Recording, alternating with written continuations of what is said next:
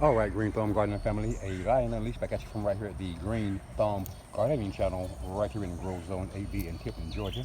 And in today's video, we're going to be talking about fish emulsions as we prepare to dredge the contents of the bottom of our koi and goldfish pond out here. I've already come out here and pumped about 300 gallons of water out of this pond. As you guys can see, the water level is way low in here. And I did that for the purpose of this video so you guys could possibly see that we have 7, 8, maybe even 9 inches of sediment down in the bottom of this pond. I'm not sure if this iPhone that I'm using to capture this video is actually showing you guys that, but we have a tremendous amount of emulsions down here in the bottom of this pond. And at this time, what we're gonna do is take our heavy duty garden rake. I'm going to actually have to get over in the inside of this pond and rake the contents of the pond from the other end down there all the way down to this end in this corner, or one of these corners down to this end down here, and then take our shovel and actually scoop that crap out and place it in our wheelbarrow here. After that, with our wheelbarrow full, we'll take that these emulsions over to that hole over there. You guys probably can't see that hole, but we have a hole over there where we compost things from our garden and so forth over there. We're going to dump the contents of these emulsions over into that hole.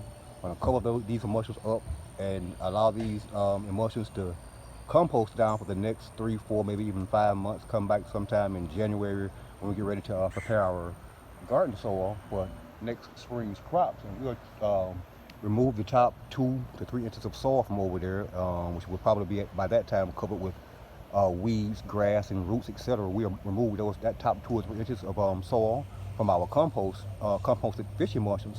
We'll take those emulsions and spread those emulsions out across all of the soil in our garden beds, in the areas in which we intend to grow next season. We'll till those emulsions in sometime around January, allow them to sit in the soil for a month or so. We will come back out, till that soil again, pull our rows up, and after that, we'll wait about another month and then come back around March and begin to plant our crops back here in our backyard food forest here at the Green Thumb Gardening channel. At any rate, this is a nasty, icky part here, and I'm not going to bring you guys along for this part because it's disgusting to say the least, but fish emulsions. The value of fish emulsions. If you don't know, fish emulsions and bat guano is some of the most expensive fertilizer that you can buy. Luckily, we have this garden pond here, which allows us to gather our own fish emulsions, compost them down, actually use this water directly from our garden pond back here to fertilize our garden beds and fruit trees and stuff like that, if necessary. At any rate, though, we're going to get in here, and you guys can see a bunch of our fish over there. The water's so low you can just about see all of our fish in here. I'm going to get in here and attempt to get that 6, 7, 8 inches of emulsions, which consist of fish poop, leaves, small twigs that fell from this tree here and that tree here during the past several months here. It just accumulates in our pond, gets saturated with the fish poop, but we take that stuff out, compost it down, and use this again to fertilize our gardens. Which we told you guys in our previous video a couple of days ago that we use this same fish emulsions to fertilize our grapevines over there, and right next to our greenhouse over there, our Concord grapevines, our purple muscadine grapevines, and our bronze muscadine grapevines over there, and they have some tremendous sized grapes on them here this season. At any rate, I'm going to break away from this video at this time. Go ahead and get this done. I'll come back and show you guys the contents of my wheelbarrow here in a few minutes once I get the first load of these fish emulsions loaded up. All right, Green Thumb Gardening channel, as I begin to rake the contents of this pond down to this corner, can you guys see this fish poop in this water? There is a tremendous amount of fish poop sediment emulsions going on here in this water. This is one of the reasons why we got to get out here and get this pond dredged out. And again, never put this directly into your garden. This needs to be composted down before you add this to your garden. This is like, even though it's submerged in water, this stuff is like fire hot as far as your plants go right now. So never put dredging from your pond directly around your plants. I highly Don't recommend that. At any rate, we're going to cut away from this video again. Go ahead and get our wheelbarrow filled, and we'll bring you guys back and show you what these emulsions look like once we get our first wheelbarrow of emulsions loaded up. Hang tight. All right, Green Thumb Gardening family, just a quick peek at these emulsions coming out of the bottom of this pond down here, as you guys can see. That might look like sand to you guys, but you got to remember this pond is a lined pond. It has a vinyl lining. There's no sand in this pond. What you see here is fish poop, oak tree leaves, fuchsia tree leaves, fuchsia tree stems, oak tree acorns, twigs, etc., etc., etc., along with several, probably 100 tadpoles down in this water, man. We had an issue with these frogs here this season with all these heavy rains, so we're scooping out a lot of those little baby tadpoles in the process. We're gonna dump those over there again in that compost hole over there where that baby fuchsia tree is actually growing. Again, cover these fish emulsions up with soil, allow them to compost down for the next 4 or 5 months. Come back again, as I told you guys at the beginning of this video, sometime around January. Uncover that spot, remove those composted emulsions, and use those emulsions to fertilize our garden beds back here in our backyard food forest. We'll bring you guys back shortly.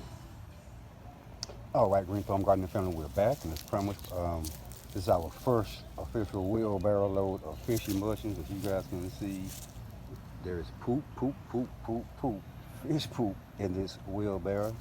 You may also be able to see, if you look close enough, tiny little tadpoles swimming around in this wheelbarrow of fish emulsions. We're glad that we were able to remove those from our pond. For most of you guys who don't know, it's not a good idea to have frogs in your pond if you have like goldfish, guppies, anything in your pond that produce small fish, because frogs actually eat small fish.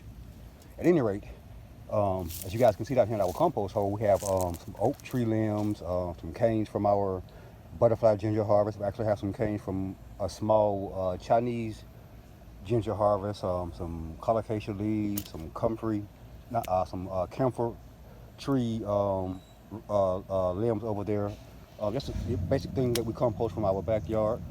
And we're going to actually do at this time is dump these fish emulsions over on top of that, along with our next 2, maybe 3 wheelbarrows of fish emulsions. We won't bore you guys for that entire process or whatever, but we're going to dump our fish, the entire dredging, the dredging from our koi and goldfish pond over there on top of these limbs, etc. we have down here in this hole. Again, we're going to cover that up with soil, allow it to compost it down for the next 4 or 5 months.